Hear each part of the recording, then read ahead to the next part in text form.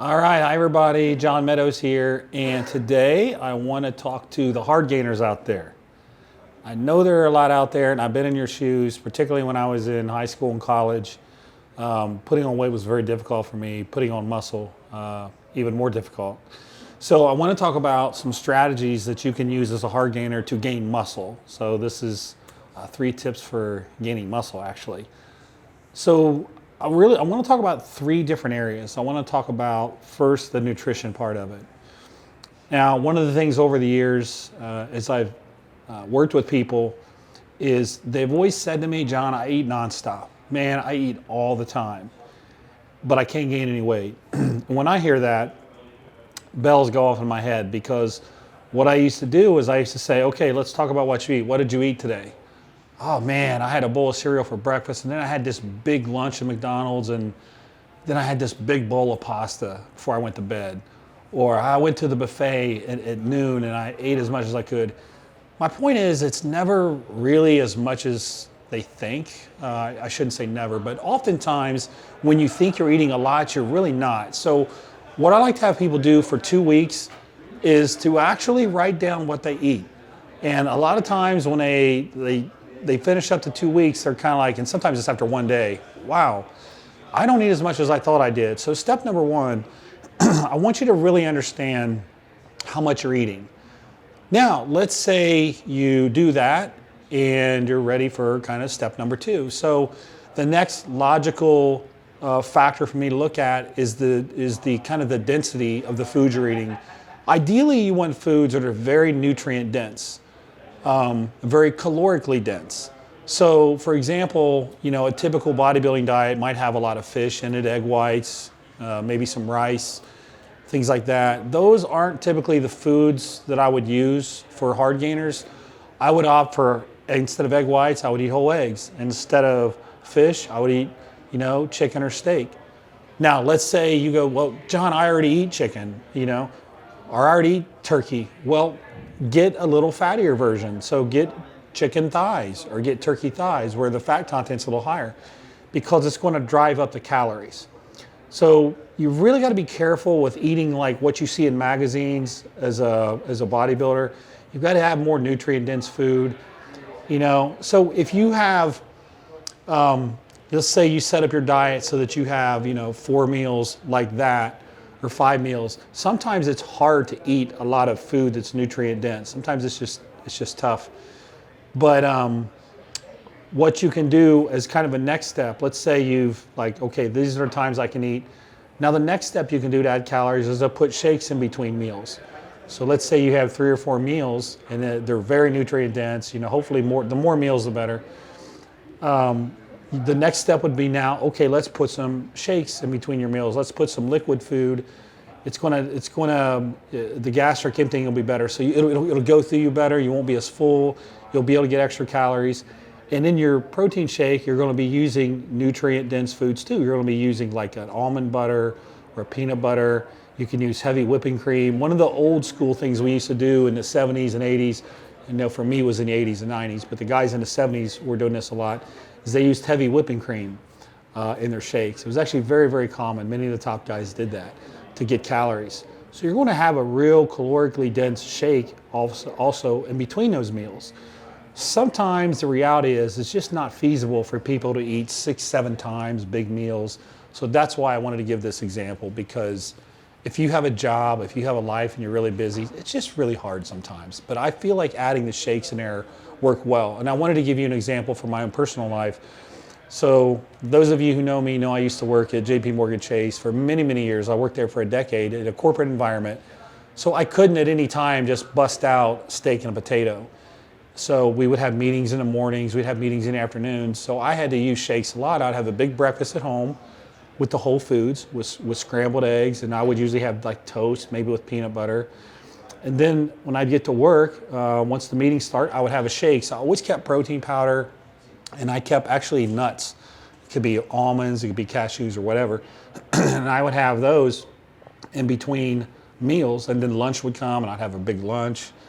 And then in the afternoon, you're in meetings again, so I have another shake mixed up, ready to go.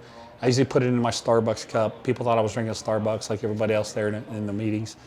I'd get home, have a big meal, go train, then come home, have a big meal again. So it was only 4 meals, but I had the 2 shakes in there. So you may be in a situation where you need to use shakes. So I think that makes it a lot easier. The other thing I would say is today, in today's world, man, people are always busy. They're always busy. I got to go this place, I go to that place. So be prepared. When I worked again in the corporate world, I always had protein powder in my desk. It was right there. I had nuts. I actually had rice cakes. I had things that were easy. If you're in a situation where maybe you travel a lot, maybe you're going to be on an airplane for a while, you have to be prepared. You have to think about this stuff ahead of time, because what happens as a hard gainer is you have very little room for error. If you have 5 days where you're just killing it with your diet, you're doing great, and then all of a sudden you have a day where, well, I traveled, so I didn't eat for 8 hours. As a hard gainer, that could set you back big time. So you have to be really diligent. You have to be prepared.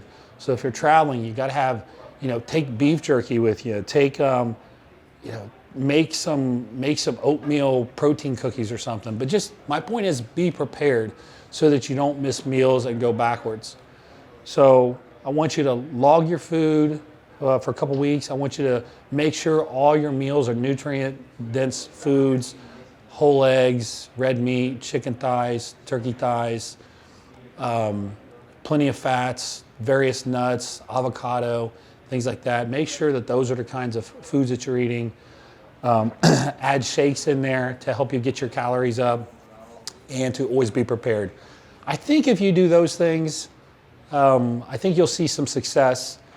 There probably is a 5th one that's a little extreme. I did a diet video called the secret diet. I think it was the Dave Tate video where he talked about eating pizza and olive oil and all this stuff, and people kind of got on me and said, "Oh, John, that stuff's not good for you." There also is a little bit of an extreme that you can take too, where, for example, my grandmother that raised me used to work in a restaurant. She'd bring me home a whole cherry pie every night. I would try to eat a whole cherry pie before I went to bed. This was when I was in high school. I was trying to gain weight. I was wrestling and playing football, so it was hard to gain weight. Anyways, now in addition to the nutritional strategies, you also got to talk about the training part. So one of the mistakes I made when I was younger, particularly in high school, was I would do the workouts here in the magazines. So back then it was Muscle and Fitness or Flex. And those are good workouts, those are solid workouts, but as a hard gainer, as someone with a very fast metabolism, you didn't necessarily want to do 4 exercises for biceps and a lot of concentration curls and 4 different exercises for triceps. You want the majority of your movements to be compound movements where you get a lot of bang for your buck. You want incline bench presses, you want dumbbell bench presses, you want deadlifts, you want rows, you want squats, you want leg presses. So you want the majority of your training to be exercises that target a lot of muscles, okay? I do still like to keep a little bit of isolation work in there because I believe isolation work really helps with mind-muscle connection, and also it's something you should never drop out of your training. But make sure the routine that you're doing is very focused on compound movements. Now, compound movements are harder on your body, so guess what you're going to need more of? You're going to need more rest. So as a hard gainer, it's probably not a good idea for you to be in the gym 6-7 times a week. You need your rest. If you're doing heavy squats, you can't heavy squat 3 times a week. Not if you're doing, maybe some leg presses and some stiff-legged deadlifts with it. So you're going to want to focus on compound movements, and you're also going to want to rest. Some of the best results I've got with people were them just working 3 times a week, and certainly 4 times a week seems to be plenty. The old classic upper-lower body split is actually fantastic for hard gainers. A lot of people go, "Oh, that's just for naturals." It's actually good for anybody who's a hard gainer, whether natural or not natural. So a lot of bang for your buck exercises. The other thing you got to look at too, I want to throw this in there, is stress. A lot of people have issues with stress, so they don't sleep, so they don't recover. Or their cortisol levels are really high because they're always worried, they're always in fight or flight mode. and excess cortisol can create a lot of issues. And I think as the years go by, the stress thing is getting worse and worse and worse. Maybe it's not getting worse, but I think we're just becoming more aware of it now. I mean, you see sleep as a topic all the time now. People talking about getting the right amount of sleep, the sleep cycles, non-REM and REM, and there's big strategies around how you sleep, where you're blocking out blue light, sleeping in the right temperatures. That's all great stuff. Stress management, we hear people talk about that all the time. You know, don't hang around people that stress you out, people that bring you down, things like that. And there's enough stress in the world already. You know, it could be your job, it could be your family, whatever. So the other thing I would say is managing stress would be kind of the third strategy I would have. A couple things there. I already mentioned them. Sleep. Sleep is extremely important. You know, you probably want to get, I'm going to give you the condensed version. You probably want to get 7-8 hours a night of uninterrupted sleep.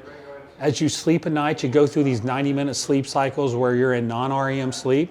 That's when your body secretes growth hormone and things like that, physical things that help you physically. And then you go through these REM cycles within that 90 minutes a cycle, which is more cognitive related. You know, you may notice sometimes that you wake up and you're just cognitively, you're not there, you're in a haze. And sometimes you're waking up and you kind of wake up in the middle of an REM phase. And so that can be why you feel that way. So for optimal mental clarity, cognitive type function, and for physical function, for just repair physically for your body, sleep is really important. The other thing is I think, and I talk about this a lot, is the social connections you have in your life. If you're tight with your family, and if you have a good network of friends, that in itself can create more joy in your life, so you're not stressed. I mean, if you're spending time hanging out with people you love that bring you up, versus spending time with people who stress you out and bring you down, I'm probably going to want to hang out with the first crowd, the people that, not to say you can always be happy, you know, 24 hours a day, and sometimes you don't have issues, but just generally living your life in a way that you're surrounding yourself with positive people that aren't stressing you out, so your cortisol levels aren't, you know, through the roof, I think is very, very underrated. It's very underrated. And people mistake social media for true interaction. I love social media. I'm doing it right now. I absolutely love it. But you got to have part of your life where you have true human interaction and connection with people. So sitting down with people, having a bite to eat, hanging out with your friends, you know, talking about, you know, what's going on in your life, you know, sharing what's going on, things like that. Those are things that can make a really big difference too. So I'm going to wrap this video up. I know I've been a little bit long-winded on this video, but I want you to think about the nutrition strategies I talked about, incorporate those, the training strategies and the stress management strategies. If you can wrap those things up and get good at all those, I will tell you, you will gain weight and you will gain muscle. Maybe not at the rate as a genetic freak would gain muscle, but you will see progress. I promise you, if you do all those things that I just said, you will make good progress. It just takes discipline and execution. All right, so that's it for this video. Thanks for watching. I hope you appreciated it. Please share this if you know anybody that might find it beneficial. If you'd please subscribe, I would appreciate it too. We're putting a lot of work into this channel and we want to continue to grow. So thank you very much. If you like that video, I know you're going to love my app, available on the Google Play Store for Android, iPhones, and the Apple Store. There's so much information on here, it's amazing. Training, workouts, hundreds of workouts, nutrition methodology questions, chemical enhancement, supplementation, client prep, and a Q&A button. Check it out.